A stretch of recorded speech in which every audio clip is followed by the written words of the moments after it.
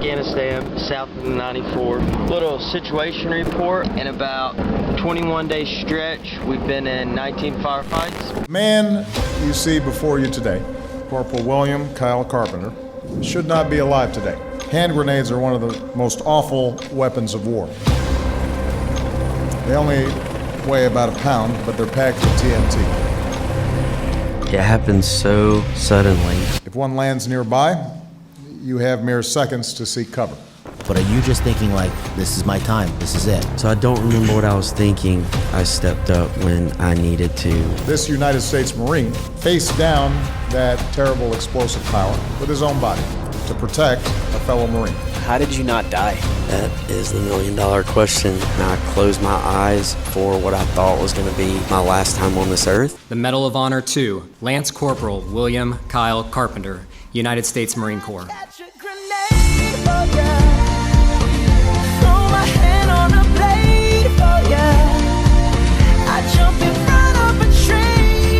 Ladies and gentlemen, Kyle Carpenter.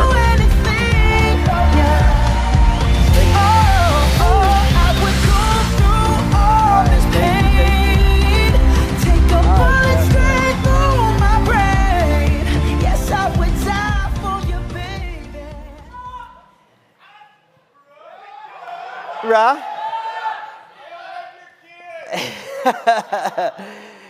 All right, well, let me get done with this first, and I'll talk to you after. But, so funny story about that song. It came out at the most perfect time when I was clinging to life in the hospital. And so I heard it as it was going viral for the entire world. And I'm still a little salty about it. But in the hospital, I was sure through the medication and the injuries to make sure that everyone I came in contact with, I made sure to tell them that they absolutely would not jump on a grenade. But you know, if they did, or if he said that, to come talk to me. But it is so humbling, and I'm so honored to stand in front of you today. To stand in front of a room of people that get it and that understand that greater purpose in life. Who understand that the way to a fulfilling life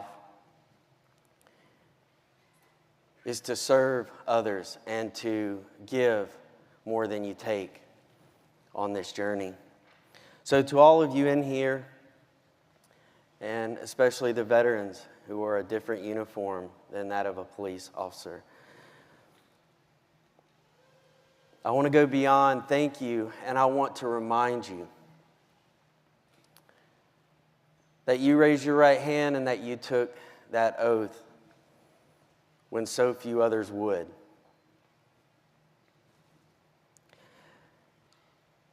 One of the many lessons I have learned along my very interesting, strange, and unexpected journey these past 13 years is that life is beautiful. Sometimes strangely beautiful. One moment you're a junior Marine on your first combat deployment carrying a machine gun through the fields and canals of Afghanistan. And the next, you are in one of the craziest hotels I have ever seen, hanging out with a couple of thousand new friends. Thank you to Dennis and Street Cop Training for this incredible opportunity, but ultimately for believing in me. And thank you to every single one of you for the precious and valuable time you have decided to share with me today. 1 hour, 60 minutes, 3,600 seconds. Every single day, I am reminded of how amazing life is, by moments, big or small. While watching a sunrise, reading and learning from a new book, exploring trails, on my mountain bike, or any of the other various activities that my mother is always sure to tell me that gives her gray hair, and beyond that, that I actually should be funding all of her hair color treatments. But every single day, I'm reminded of how amazing life is, by moments big or small. This is one of those moments, and I am truly grateful. Like all of us, my life started when I was born. But my journey of self-discovery, purpose, and perspective came to me like many of the great lessons in life do, completely unexpectedly.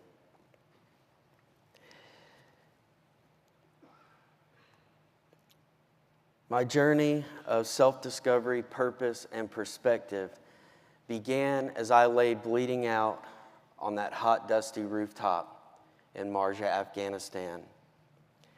My body had been torn apart by an enemy hand grenade.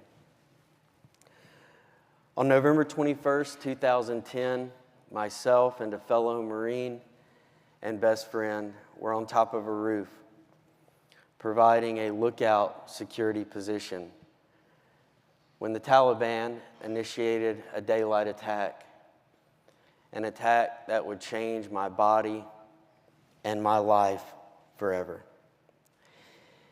Instantly, I felt like I had been hit really hard in the face, which at the time, it's safe to say that that was an accurate assumption.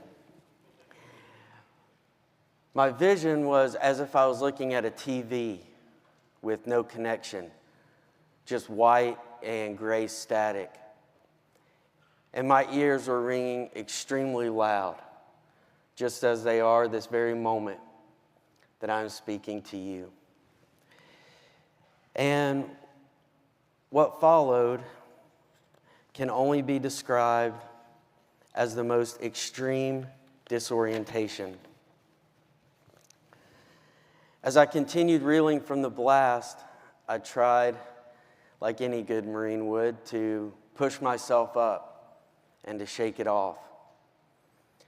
And that's when I realized that I couldn't feel either one of my arms from the shoulders down,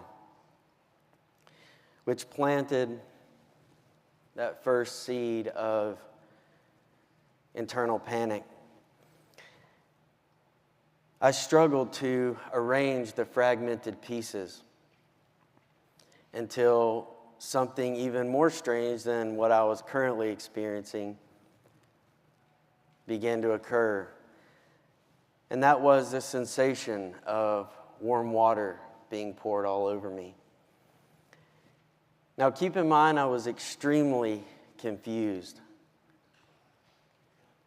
At first, I thought, as I worked through these fragmented pieces, I thought, well, I'm pretty sure I was in Afghanistan.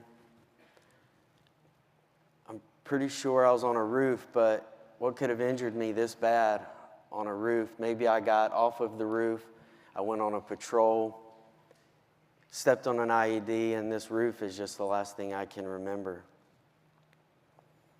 And as I worked through what was happening, again, I felt this warm water sensation, and at first, through the confusion, I thought it was my fellow Marines and buddies messing with me, which I'm sure all of you know at least one Marine, so you understand what I'm talking about. And I know everyone in this room are experts at messing with each other. And so I thought, man, I can't believe in this banged up state that I'm in, that my buddies are messing with me right now.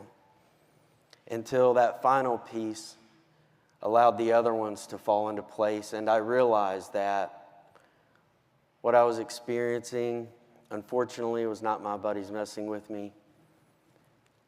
And that warm water sensation was blood, and I was profusely bleeding out. As a tiredness that is impossible to describe began to consume me, I knew that my time was inevitably limited. And so I thought about my family, and specifically my mom, and how devastated she was going to be when that government car pulled into our driveway, or those two Marines in dress blues knocked on our front door to tell her that I would not be coming home alive. This story and the lesson I'm about to share are heavy. And I understand that. But they are also essential in allowing us to harness the full potential of our journey of life. Time and our lives are extremely finite. Our bodies are strong and resilient, but at the same time, very fragile. Our journeys are uncertain. So live your life accordingly.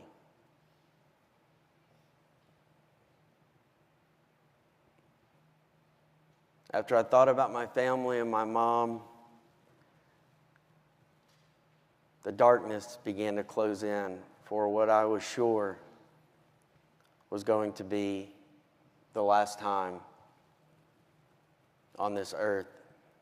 So live your life accordingly so that when you reach those final moments, which I hope are at the end of a long, happy, and fulfilling life for all of you, but live your life so that when you reach those final moments, you don't need more time, because you could have lived or loved a little more. 5 weeks after that grenade detonated, to my very pleasant and unexpected surprise, I woke up on the other side of the world. Instead of being on a hot, dusty rooftop, I was in a snow-covered hospital room in Bethesda, Maryland, just a few miles down the road from our nation's capital. As I slowly opened the only eye that I had left, with blurry vision, I began searching this room that I was in for anything that might help clear my confusion of where I was and what was happening. And as I looked around, I noticed 5 blurry red objects hanging on the wall beside my bed. A few moments later, I finally realized what those red objects were: Christmas stockings. My family had decorated my room for the holidays. As I had been battling darkness and death for the 5 weeks leading up to the moment of waking up, they had hopefully and lovingly been preparing for life, just as they had done for me 21 years before. You would think after waking up in the state that I was in, that I would be sad, angry, or regretful. But from the moment I woke up until this very moment that I stand before you, I have been in a perpetual state of disbelief that I survived. Those moments were so final, yet so awakening, that every day since and every day forward will always feel like a bonus round. I was doing so well in the weeks after waking up that I even made a goal for myself, and this was to myself and myself alone. But lying there, hooked up to what I'm assuming is every machine that the hospital had to throw at me. But lying there with my arms tied up from swelling, on a ventilator, a machine breathing for me, and really just struggling every minute to just keep breathing and keep surviving and keep holding on. I wanted to focus on something and set a goal that, whether it was a year or a lifetime down the road, that if accomplished or if even attempted, would somehow show me that I wasn't just still here, I wasn't just still Kyle, but somehow would show me that I was actually better and stronger than I was before. So, hilariously and unrealistically at the time, I decided that one day I wanted to run a marathon. Again, as unrealistic and unattainable as it seemed, I had already realized that I could sit up in bed. And if I could sit up in bed, I could work on getting to the edge of my bed and hanging my feet off. If I could hang my feet off, I could work on standing. If I could stand, I could take a step. If I could take a step, I could walk. If I could walk, I could run. If I could run, one day, I could attempt that marathon.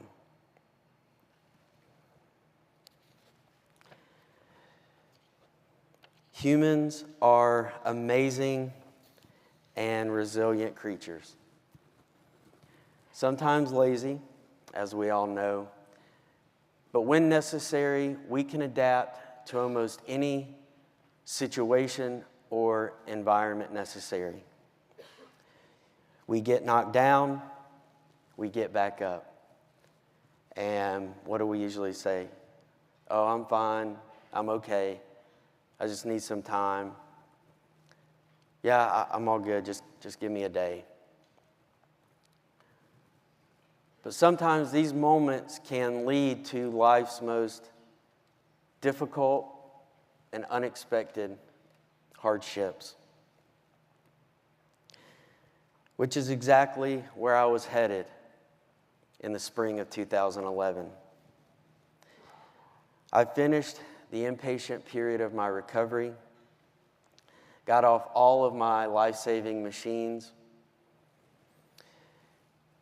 and was discharged from inpatient care at the end of February, roughly 3 months after I got wheeled through the front doors of Walter Reed. Before settling into my lengthy recovery, it was agreed upon between my family, my chain of command, and the Marine Corps leadership at the hospital, and most importantly, my amazing medical teams. It was agreed that since I had years left of a recovery, and unfortunately there was no room to move into outpatient care at Walter Reed because of, unfortunately, the amount of casualties that were coming in at that time. It was agreed that I could go home to South Carolina and be with my family and my mom's amazing cooking and rest at home with loved ones in my home. As I got better and stronger to stand on my own 2 feet, but the agreement was that I would still go to therapy every single day for 2 to 3 hours at a local hospital in South Carolina, and that every roughly 2 weeks, my mom would drive me back up to Walter Reed for my much-needed surgeries. So this at-home period was about 6 months, and I was essentially waiting for a new building and Wounded Warrior housing complex that was being built on Walter Reed, and that would open that September. So it almost seemed too good to be true to be able to go home and get out of the hospital. So of course we agreed. And I'd only been home for a few weeks when I attempted to be a big bad Marine and take on the almost impossible task of making myself a bowl of cereal. At this point in my recovery, I still needed extensive nerve grafts to my arms and my hands, which both of my hands just hung limply with no nerve or tendon connections. Most of my teeth had been blown out by the grenade, and it was still going to be years of surgery and reconstruction and bone growth to hopefully be able to get teeth in one day. And with that damage to my face came the facial nerve damage. So I couldn't really see how messy I was being. All I knew was that I was thankful I was not in a public place at that time. And as I sat there, I accomplished the mission of making the bowl of cereal, even though the milk felt like it weighed 100 pounds. I couldn't even hold a spoon, and much less eat it with no teeth. So as I sat there under the dim kitchen lights of my home, with every bite, I felt like I was being slowly defeated. Until in that moment, after months of being strong for myself, being strong for my family and my medical teams. And that's how it goes most of the time. We're strong, not really for ourselves first and foremost, but for those around us, for our loved ones that suffer and celebrate through life with us. But I saw early on after waking up that if I was struggling to breathe, my parents were struggling to breathe. If I was in pain, they were in pain. And so knowing that, I immediately started to reframe my thoughts. But in that moment, it didn't matter who was around me. Nothing mattered except for the fact that I went from being okay to immediately, in that moment, crashing to my lowest, rock bottom, hopeless moment. And as the tears started to flow, my mom rushed in from the living room asking me what happened, what was hurting, was I okay? But all I could choke out was one simple yet devastating question. I said, "Look at me. Who is ever going to love me again?" And immediately, I regretted saying it and voicing that heavy question and my concern for the future. But as the moments passed, and especially now, 12 years later, I'm so thankful for that moment. And I'm so thankful that I felt that hopelessness, and that I hit rock bottom, because it forced me to face my new reality and my new body, ultimately giving me perspective and clarity. I realized that no matter what happens in life, no matter how hard we get knocked down or blown up, whatever insurmountable odds we face, we really only ever have two options.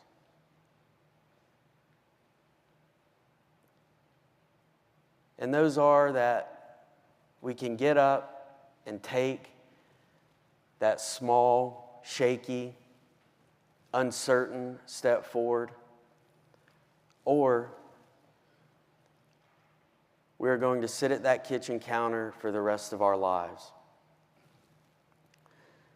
The past is truly the past. There is nothing we can do to change, get back, or erase 1 second of what's happened. And we all know this. But still, as scary of a reminder as this can be, it allows us to understand that every second we spend looking back is a second we are taking away from our future self, our stronger self, our more resilient self, and ultimately the best version of ourself. I am so grateful for that small step that I took away from the kitchen counter that night, because it not only led me to crossing the finish line of 3 marathons, but it taught me one of the greatest, most powerful lessons that I carry with me today and every day. And that is that the smallest of steps completes the grandest of journeys. The jobs you do are incredible. The danger you face every single day is really unbelievable if you think about it. Every day you put on the uniform to serve, to help, and to protect our communities. Every day you choose to be there for people, some during the worst or most helpless moments of their lives. And these jobs that you do every day are vitally important.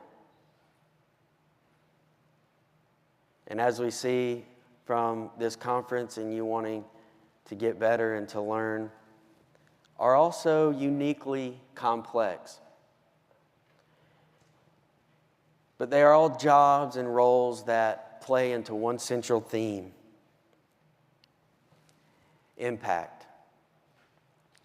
Now, the frustrating at times but beautiful thing about impact is that we rarely see how far the ripples go.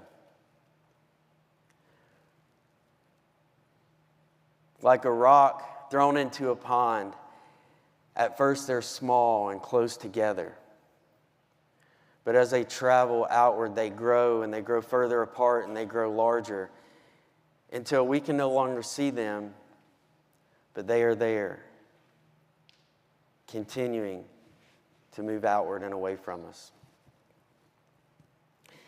In 2013, I had finally completed my 3-year recovery at Walter Reed, and less than 2 weeks after driving out of the gate and the base of Walter Reed, I had a very different pack on my back as a freshman at the University of South Carolina. That November, somehow the Marine Corps drugged me back up to Washington, D.C. This was just a few months after I had completed my recovery.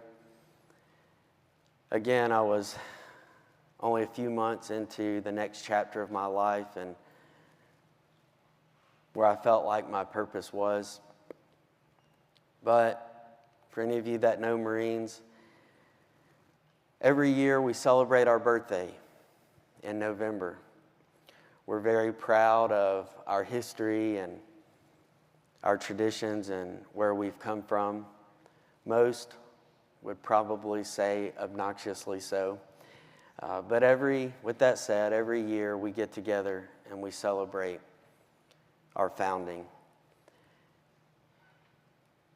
And so I went back up to Washington, D.C., and this next part is a very important part of the story.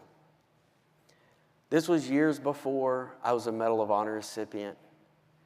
This was years before I even knew or understood that I had a platform or a story that I could use to connect with others and to hopefully help others. At this time, I was just your average grenade victim college student.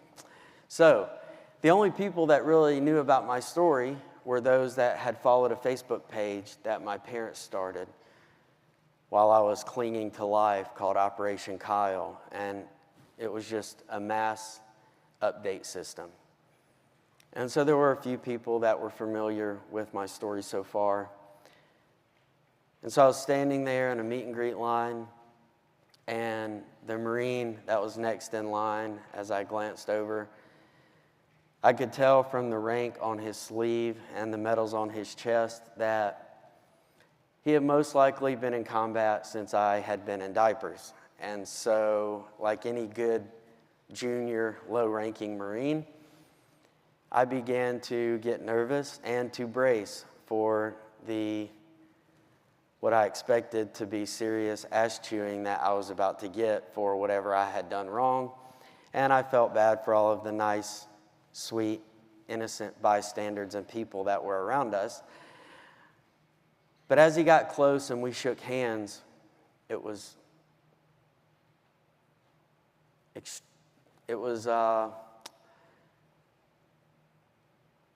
so different and unexpected than what I was anticipating. As we shook hands and I looked him in the eye, the tears welled up, and I could tell that he was hurting, deeply hurting inside. And the words that followed,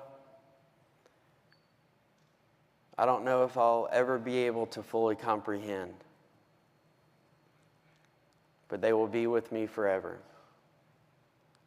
He said, "I didn't kill myself because of you. That if you can get out of bed every morning and put one foot in front of the other, I can too." Again, I couldn't find the words, so I just gave him a hug and made him promise that I would see him next year.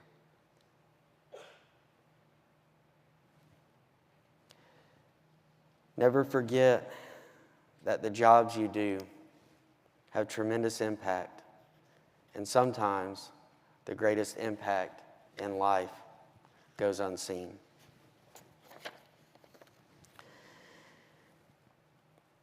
My final story and lesson for the day is about perspective. Perspective is extremely important. If I had to summarize the past 13 years of my journey in one word, it would be perspective. It allows us to see the most of people and the world around us. Perspective also allows us to find and to be able to continuously seek out the blessings and silver linings of life. That at times can be extremely faint. But I promise you, they are always there. Perspective allows us to look at that glass half full, but to also be able to remember when we could only see it as half empty. One of my greatest lessons of perspective came to me, like many great lessons in life do, completely unexpected. It was 2016 now, and I just left a business meeting in downtown Columbia, South Carolina. Somehow, I had made it to junior year at the University of South Carolina. And I left this business meeting, and I was headed back to class like the good student that I was. And I was walking down the sidewalk when I passed two seemingly homeless gentlemen sitting there talking with each other. And as I passed by, one of them, clearly not knowing my history with things that go boom, held up a finger pistol. I thought, oh man, here we go. He shot it at me and said, "Hey brother, looking sharp." I laughed and I told him thank you, and that I appreciated his compliment. And as much as I will always be ashamed to admit this part of the story, I prepared myself for the follow-up question of him asking for money. But nothing else was said. I kept walking to my car, and with every step that I took, I felt like I was being pulled 2 steps back. I thought, Kyle, what if this is the one and only time you ever run into this nice man? And I wanted to go back and tell him thank you again and shake his hand. So I put my stuff in my car, I shut the door, and I went back to find who would become my new friend, Kenny. Kenny's friend was gone, but thankfully Kenny was still there. So I sat down, and for the next 30 minutes or so, we had a great conversation. And Kenny taught me 2 valuable and lifelong lessons. The first is that our scars, whether inside or out, and the adversity that gave us those scars is the common thread throughout every single person in this room and on this earth. Our journeys are our own.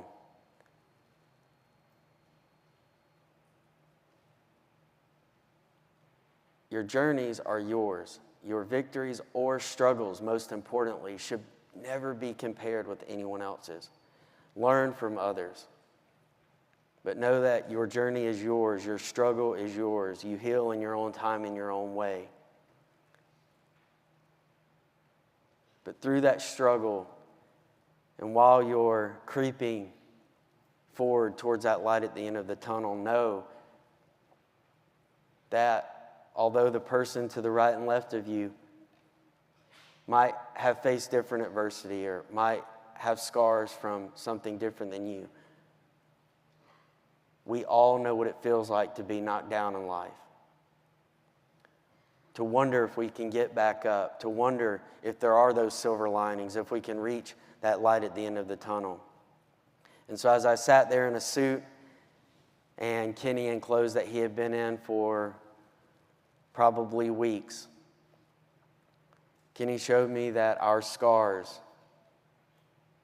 again, it doesn't matter where we've come from or what we've faced, our scars are what bridges us. The second lesson that Kenny taught me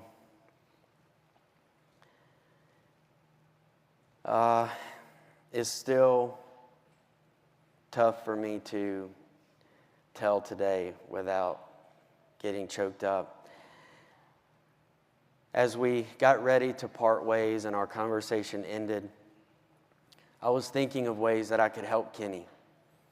Stupidly, in my comfortable world, I thought, well, can I get you a prepaid phone? That way we can stay in touch. And of course, he didn't have an address. He lived through multiple homes every week and for years now. So there's no way that I could get it to him or know where he was. I threw out a couple of other ideas, and we finally just settled on him walking up the street with me to the local college mart so I could load him up on some snacks and some drinks. And he quickly agreed, and he followed that up with asking for cigarettes. Now, I should have learned when it came to assuming things with Kenny. At first I thought he was going to ask for money, and he didn't. But I thought I had him this time. I said, okay, Kenny, why do you need cigarettes if you don't smoke? He said, no, I don't smoke. But cigarettes are like gold down at the shelter. I can sell each one for $2. I'm comforted that this crowd and all of you that I'm speaking to, you understand that people struggle every single day. But from this lesson, and it never hurts to be reminded that there are people in this room, there are people working in this hotel, there are people we will walk out these doors and pass by on the streets and sitting on the sidewalks that are truly struggling. Mentally, physically, emotionally. And as you know, sadly, you're aware that somewhere, someone is having the worst day of their life every single day. And so with those two lessons, know that, again, it's your journey. It's not a race, it's the journey. And it's okay to struggle, and especially what all of you go through. I never really understand the whole stigma side of mental health, because we're all on this journey of life. We all know that you have to earn this journey, and that it's difficult, and that we all struggle, and that we all face adversity. And it's natural to struggle from very different, unique, at times very traumatic life experiences. But then people act like it's strange that, we need help, or that we've stumbled and we need to be picked up.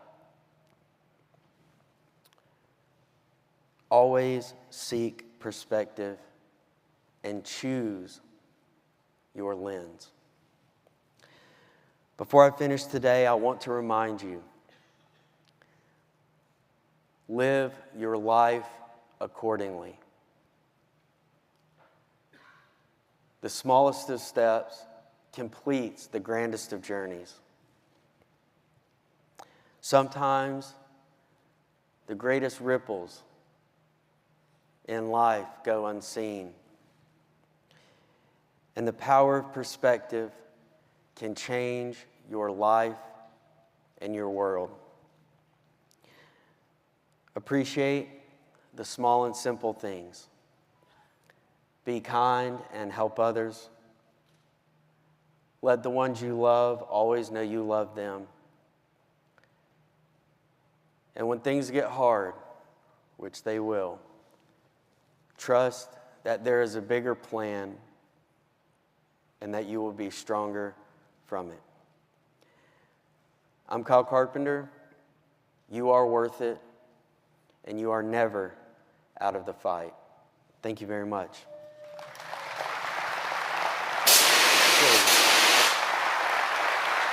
Thank you. Thank you very much.